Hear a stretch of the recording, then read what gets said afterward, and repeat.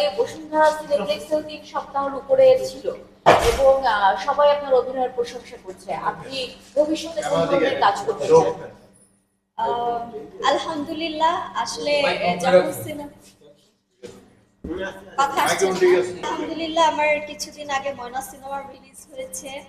তো ভালোই লাগছে, কারণ 3 সপ্তাহ ধরে একটানা 16টা হলে, পরবর্তীতে মেবি 2টা হল বাড়ানো হয়েছিল, সিনেমা চলেছিল এবং হল থেকে আমার সিনেমা নামানো হয়নি। এটাই হচ্ছে আমি লাকি, নিজে প্লাস পয়েন্ট মনে করছি। কারণ আছে না যে সিনেমা 2-3 দিন চলছে না, হল থেকে নামিয়ে দিচ্ছে, বাট আমার ময়না সিনেমাটা একদম 3 সপ্তাহ 16টা হলে সিনেমা চলেছিল।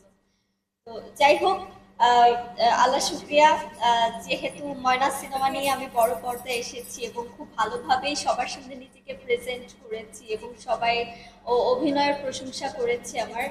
তো এটাই আসলে আমার জন্য অনেক বেশি পাওয়ার। আর এখন এই মুহূর্তে যেটা বলবো যে নেক্সট যে সিনেমা আমার হচ্ছে মুক্তি সিনেমার জন্য আমি প্রিপারেশন নিচ্ছি, কারণ এর পরবর্তী সিনেমা হচ্ছে মুক্তি। আমি লেডি অ্যাকশন হয়ে আসলে সবার মাঝে আসবো। সবাই আমার জন্য দোয়া করবেন। আপনি প্রথম সিনেমাটিও করেছেন একেবারে নারী নির্ভর ক্যারেক্টার, যেখানে আপনি প্রাধান্য পেয়েছেন এবং পরবর্তী সিনেমার কথাও বলছেন যে অ্যাকশন রূপে আসছেন।